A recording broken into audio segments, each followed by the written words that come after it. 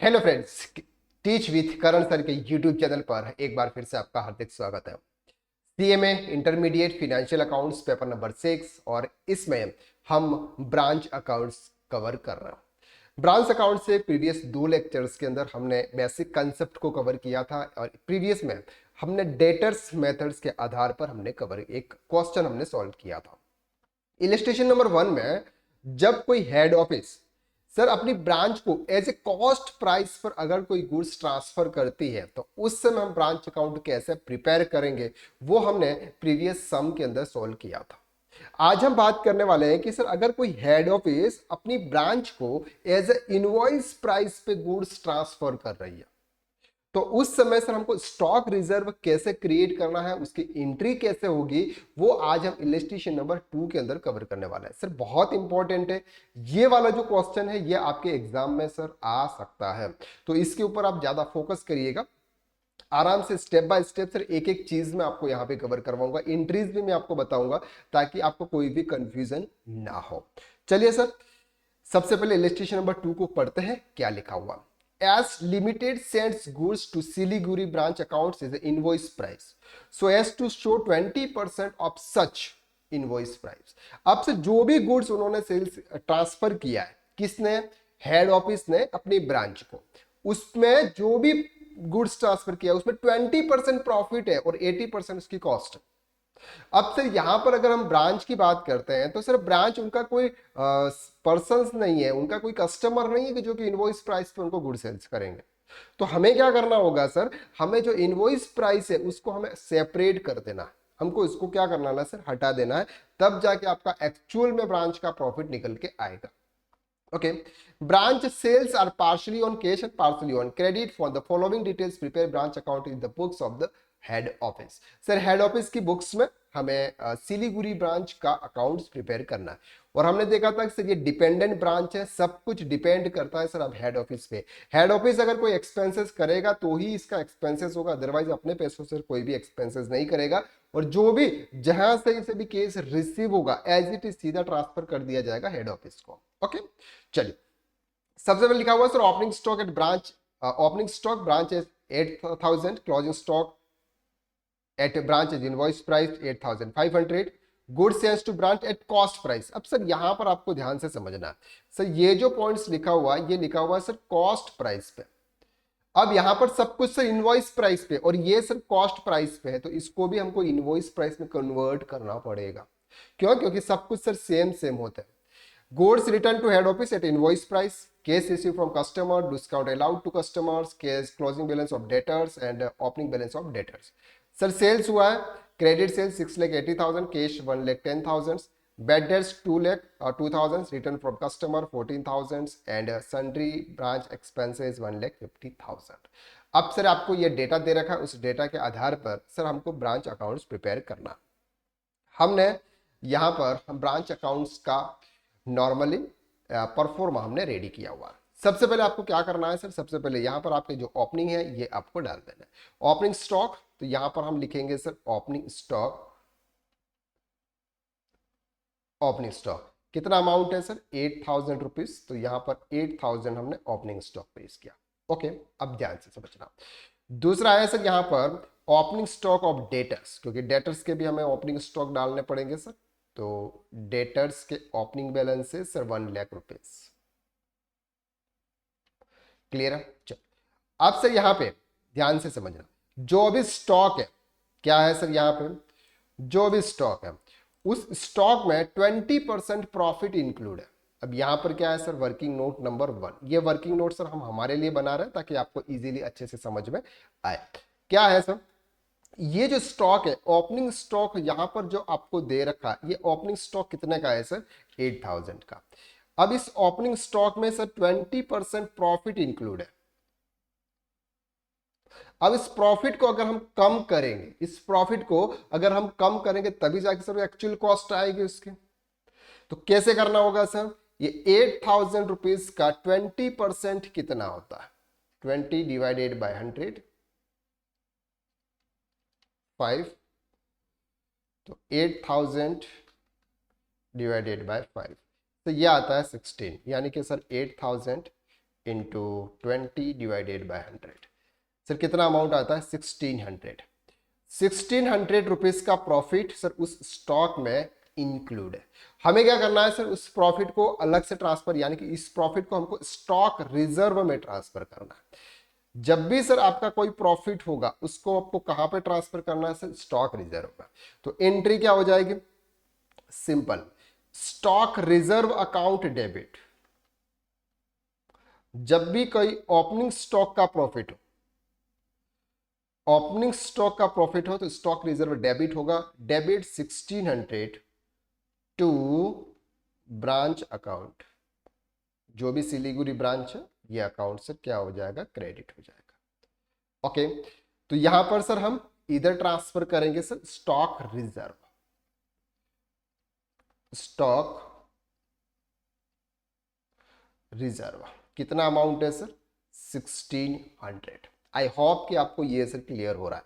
अब जाके सर आपके 16 अगर इधर आ गए तो 8000 में से 16 करेंगे तो इसकी एक्चुअल कॉस्ट जो होगी सर वो आपकी यहां पे आ जाएगी। ओके, चलिए सर आगे बढ़ते हैं। ये वाला सर क्वेश्चन हमने कवर कर लिया। क्लोजिंग स्टॉक एट ब्रांच हम लिख लेते हैं सर यहाँ पे। तो यहां पर सर हमारा क्लोजिंग स्टॉक आ जाएगा, कितना है क्लोजिंग स्टॉक? 8500। अब ध्यान से समझना सर। अब सर इस 8500 रुपीज में भी 20% प्रॉफिट एड है, तो इसको भी क्या करना पड़ेगा सर? हमको निकालना, हटाना पड़ेगा। तो क्या एंट्री होगी सर? सेकंड वर्किंग नोट में क्लोजिंग स्टॉक, ठीक है, कितना अमाउंट है सर? 8500। तो 8500 का 20%, क्योंकि प्रॉफिट कितना इंक्लूड है सर? 8500। तो 8500 इंटू 20 डिवाइडेड बाय 100, सर ये आता है आपका 1700। 1700 रुपीज प्रॉफिट इसमें इंक्लूड है। इसको हम क्या करेंगे सर? स्टॉक रिजर्व में ट्रांसफर करेंगे। तो एंट्री क्या हो जाएगी sir? Branch account debit 1700 to stock reserve.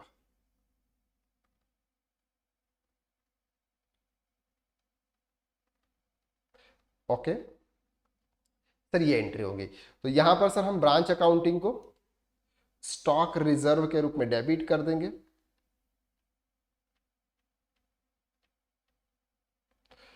1700 eight closing stock, और ये सर आपका ओपनिंग स्टॉक। क्लियर हो गया? ये दोनों सर हमने फंडे क्लियर कर दिए। इसके बाद सर आपके क्लोजिंग डेटर्स भी है 92,000 रुपीज। तो यहां पर हाथ में क्लोजिंग डेटर्स भी लिख लेते हैं सर, 92,000। डन। ओके, आगे बात करते हैं। ये वाला पोर्शन सर आपका हो गया, ये वाला हो गया, ये वाला हो गया। Good sent to branch at cost price. अब सर यहां पर गुड सेंट हो रहा है, good sent to branch account.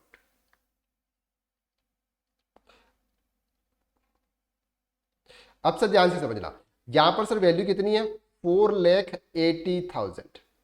आप इसे 4,80,000 रुपीज यहां पे लिखेंगे तो आपको स्टॉक रिजर्व यानी कि प्रॉफिट अलग से कुछ क्रिएट करने की जरूरत नहीं पड़ेगी।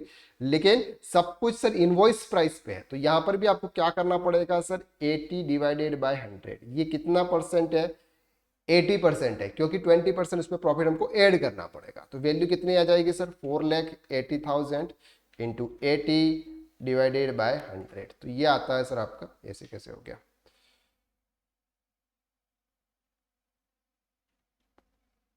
ओके, ये ऐसा आएगा sir, sorry, 100 divided by 80, 100 divided by 80, 4,80,000 divided by 80 into 100। तो इसका फिगर कितना आएगा सर? यहाँ पे 6 लाख रुपीज। अब से ये इनवॉइस प्राइस इसमें इंक्लूड है, ध्यान से समझना। इसमें क्या है सर? इनवॉइस प्राइस इंक्लूड है। अब इस इनवॉइस प्राइस को भी हमें क्या करना पड़ेगा सर? निकालना पड़ेगा। अब आप सर यूं सोच रहे हो सर, पहले आपने ऐड किया, अब आप इसको माइनस कर रहे हो सर, ऐसा क्यों कर रहे हो? ऐसा हम इसलिए कर रहे हैं क्योंकि सब कुछ इनवॉइस प्राइस पे, तो इसको भी इनवॉइस प्राइस पे रखना होगा। ओके, तो क्या एंट्रीज थी sir? Good sent to branch account. Okay, अब सर यहां पर हमने क्या एंट्री की थी, branch account debit to goods send to branch, ये एंट्री हमने की अभी, तब जाके सर उसको रिकॉर्ड किया। कितने अमाउंट से की सर, 6 लाख रुपीज से। अब क्या करना है सर, इसमें से हमको अपना ये जो प्रॉफिट है इसको माइनस कर देना। प्रॉफिट कितना है सर, 1,20,000। तो एंट्री क्या हो जाएगी sir, goods send to branch account debit, simple sir, 1,20,000 to branch account, simple sir. यही ट्रांजैक्शन आपको ऐसे, यहां पर आपको स्टॉक रिजर्व नहीं आएगा, स्टॉक रिजर्व सिर्फ और सिर्फ ओपनिंग ऑन क्लोज स्टॉक पे आएगा, ये आपको ध्यान रखना है। तो अब यहां पर क्या करना है sir, goods send to branch account यहां पर आपको क्रेडिट करना है, goods send to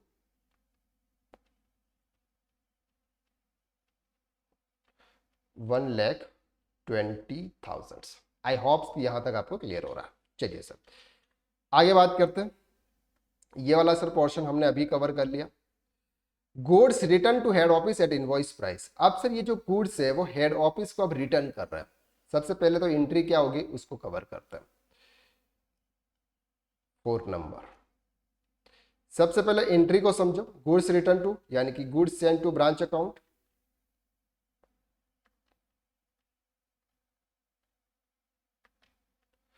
$40,000 to branch accounting 20,000। ठीक है, तो ब्रांच अकाउंट से क्रेडिट हो रहा है, तो यहां पर सर गुड्स रिटर्न 40,000। अब से इस 40,000 रुपीज में 20% क्या है सर, प्रॉफिट है। तो एंट्री क्या हो जाएगी, branch account debit to goods send to branch account. Clear है ये, क्योंकि हम यहां पे क्या कर रहे हैं सर, तो कितना हो जाएगा sir, 40,000 into 20 divided by 100, 8,000 rupees.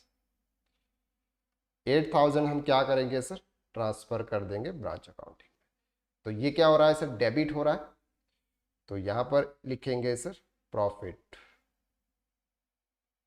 On return, यानी कि goods send to branch accounting 8,000 rupees. I hope यहां तक आपको इजीली क्लियर हो रहा है। ये वाला पोर्शन सर हमने कवर कर लिया। अब सर सेल्स किया उन्होंने, सेल्स में सर इससे कोई मतलब नहीं है, 6,80,000 रुपीज का उन्होंने सेल्स किया, इससे कोई मतलब नहीं है। कैश कितना आया, तो कैश जब भी आएगा तो क्या एंट्री करेंगे sir, bank account debit to branch accounting. तो यहां पर आएगा सर कैश सेल्स कितना, 1,10,000। Okay, bad debts. अब सर ये जो बैड डेट्स के जो ट्रांजेक्शन हुए ये किसके साथ में हुआ है, डेटर्स, ब्रांच और पार्टी के साथ में, इसलिए सर ब्रांच और हेड ऑफिस का कोई लेना देना है सर नहीं।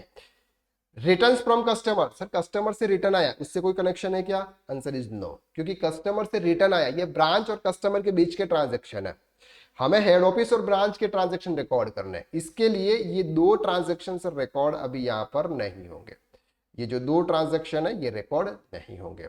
Okay, sundry branch expenses, sir branch के लिए उन्होंने पेमेंट किया, तो यहां पर आएगा सर सन्ड्री ब्रांच एक्सपेंसेस, कितना अमाउंट है sir, 1,50,000। Okay, cash receive from customer, तो यहां पर सीधा आएगा sir cash receive from debtors, क्योंकि सीधा पैसा कहां पे जाएगा सर, हेड ऑफिस को, 6,50,000। डिस्काउंट अलाउड टू कस्टमर, हमें सर इस ट्रांजेक्शन को भी रिकॉर्ड नहीं करना, तो सब कुछ कर लिया, ये सम था। अब इसको हमें क्या करना है सर, बैलेंस बना लेना, तो ऐड करिए 1,600 plus 1,20,000 plus 40,000 plus 1,10,000 plus 6,50,000 8500 and 92,000, 10,22,100, 10,22,100, तो इधर भी यही होना चाहिए सर, 10,22,100। कितना डिफरेंस आता है?